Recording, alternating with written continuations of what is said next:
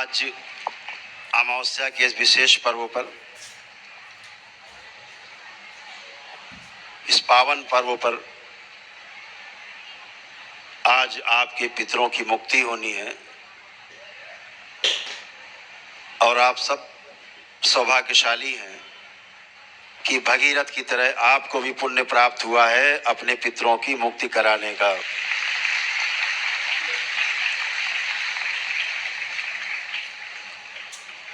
इस संसार में सबसे बड़ा पुण्य अपने पितरों की मुक्ति का है।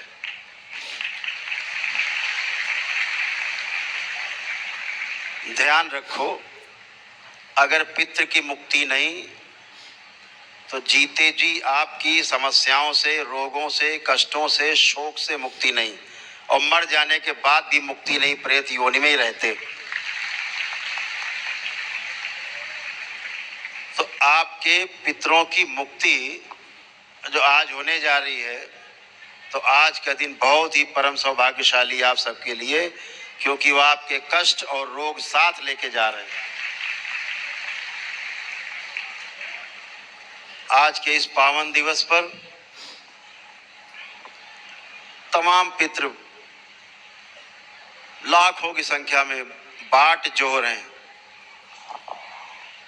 और विश्व के कोने कोने से जहां जहां धर्म स्थान है, तमाम भक्त जो शरीर छोड़ चुके अपने अपने आराध्य की शरण में जा पहुंचे हैं, उन दिव्य स्थानों में, उन आराधना स्थलों में, मंदिरों में, पूजा घरों में, प्रार्थना घरों में, उनमें से जो मुक्ति के लिए आए हैं, तमाम आप सबके साथ भी आ जाते हैं यात्रा के दौरान। तो सबसे पहले उनकी मुक्ति होगी जो अपने अपने आराध्य स्थल से यहाँ मुक्ति के लिए आए हैं, उसके पश्चात फिर आपके पितरों की मुक्ति होगी। भगवान श्री कृष्ण श्रीमद् भागवत गीता में साफ साफ कहते हैं, अध्याय 9 श्लोक 25 में, कि जो जिसकी पूजा करेगा, जिंदा में भी उसके साथ और मर जाने में उसके साथ ही रहना पड़ता है। भूत प्रेत की पूजा करोगे तो भूत प्रेतों के साथ जिंदा में रहना होगा और मर जाने के बाद ही भूत प्रेतों के बंधन में रहोगे, कभी मुक्ति नहीं मिलेगी।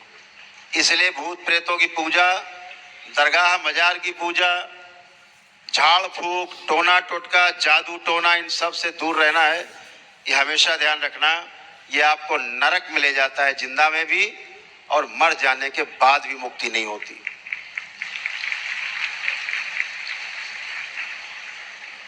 अपने ईश्वर से बढ़ के कोई नहीं। ईश्वर से आराधना, उसकी पूजना, उसकी वंदना, आपकी आस्था, आपका विश्वास और आपकी श्रद्धा के तहत होती है, और आपने प्रार्थना और अपने संकल्प से आप स्वस्थ होते हो। दूसरा कोई रास्ता नहीं है आपके स्वस्थ होने का। इस दरबार में इसीलिए आपको हमेशा सिखाया जाता है कि टोना टोटका से, जादू टोना से, छू मंतर से, झाड़ फूक से हमेशा दूर रहना है। इसीलिए भगवान भोलेनाथ और माँ की शरण में आप हैं, बाबा और माँ की शरण में हैं जो पूर्ण गुरु हैं, और आप अपने कष्टों से मुक्त होते हो, पितृ अपने बंधन से मुक्त होते हैं, प्रेत योनि से मुक्त होते हैं, और 84 लाख योनियों के चक्र में पुनः से जाते हैं और अपने अपने कर्मों के अनुसार जन्म लेते हैं और पुनः अपनी मुक्ति का रास्ता खोजते हैं, अपने गुरु की तलाश करते हैं जन्मों जन्मों तक। तो आप सभी को जैसे भगवान श्री कृष्ण ने कहा उसको समझना चाहिए कि भूत प्रेत की पूजा करोगे तो भूत प्रेत के साथ जिंदा में भी, मर जाने के बाद भी उनके बंधन में रहोगे।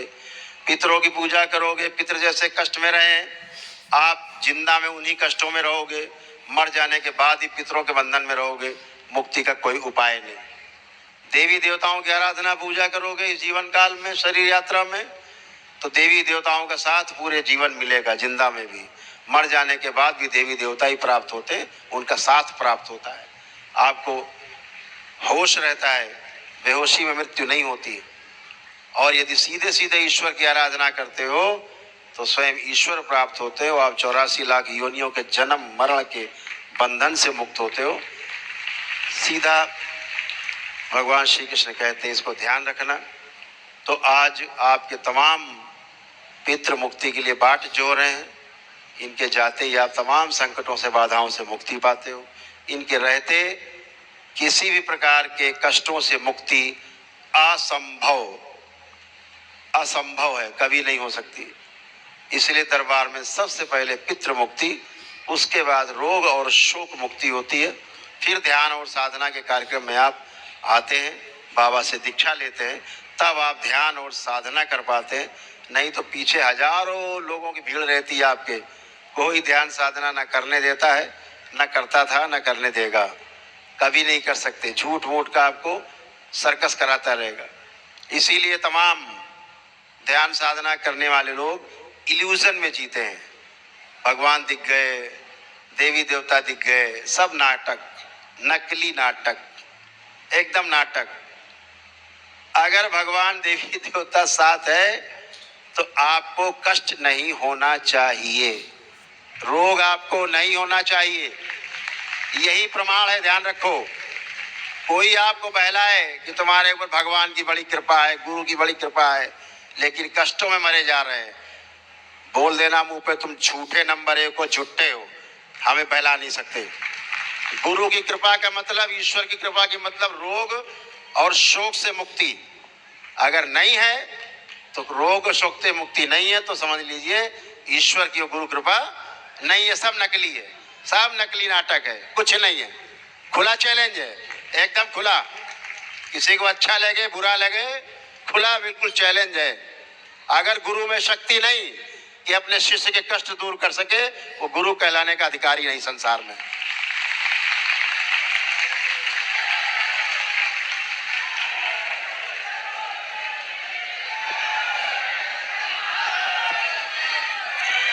इस दरबार का जन्म इसीलिए हुआ है, पोल खोलने के लिए, पोले खोलने के लिए हुआ है लोगों की,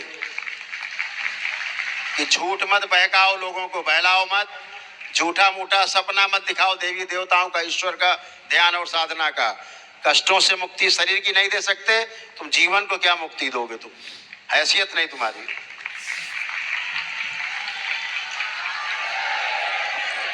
तो आज सबसे पहले पितरों की मुक्ति, सबसे पहले तो पितरों की मुक्ति होगी। इसके लिए सभी लोग अपने बाल चोटी खोल के, जो लोग बैठे हैं नीचे, अपने अपने शिखा बंधन नीचे खोल लेंगे, और स्त्री पुरुष सभी दोनों हथेलियां अलग अलग रखेंगे और नेत्र अपने अपने बंद कर लेंगे। बहुत से हमने सुना, अभी एक वीडियो देखा है, गुरु महाराज थे, बड़ा नाम है देश में उनका, कह रहे थे, एक सन्यासी ने उनसे पूछा कि महाराज आपको तो बड़ा कष्ट है, आपका शरीर तो पूरा रोगी हो गया है, आप चल फिर भी नहीं पाते हो, तमाम अंग आपके शरीर के फेल हो गए, लीवर किडनी हार्ट सब फेल हो रहा है, रोज अस्पताल जाते हो, महाराज अपने आप को स्वस्थ तो कर लो। तो वीडियो देखा तो बड़ा तरस आया हमें उनके ऊपर। बोले वो, नहीं नहीं है, ये नश्वर शरीर है, ये तो नश्वर शरीर है, इसको क्या करना शुद्ध करके, इसको क्या करना रोग मुक्त करके, क्यों अपनी शक्ति को इसमें खर्चा करें, तो मिट्टी का शरीर है, ये तो नश्वर है, ये तो गल जाने वाला है, इसको तो सड़ जाने दो, इसको कट जाने दो। तो वही दूसरा एक भक्त बगल में बैठा तो बोले, महाराज अपना तो सड़ा रहे हो, ठीक है, हम ही को ठीक कर दो, हमें कष्ट है। बोले डॉक्टर के पास जाओ। क्यों बहलाते हो शिष्यों को, भक्तों को क्यों बहलाते हो, क्यों झूठ बोलते हो? इन्हें शर्म नहीं आती? सामने झूठ बोलेंगे, अरे भाई तुम नहीं अपने को ठीक कर रहे हो, तुम सड़ रहे हो, सड़ जाओ, चेले को तो ठीक कर दो भाई, चेलों को तो ठीक रखो जो तुम्हारी शरण में है। तो ना तो तुम्हें उन्हें ठीक करने की हस्ती, ना अपनी ठीक करने की हस्ती, बातें बैठे बैठे पेल रहे हैं, दाढ़ी बाल बढ़ा लिए, गेरुआ पहन लिया, सफेद कपड़ा पहन लिया, सन्यासी हो गए, पूजो हमें, अब पूजो ये, अब बोले फला गद्दी बैठे पूजिए हमें। अरे भाई ये सब नाटक बंद होना चाहिए।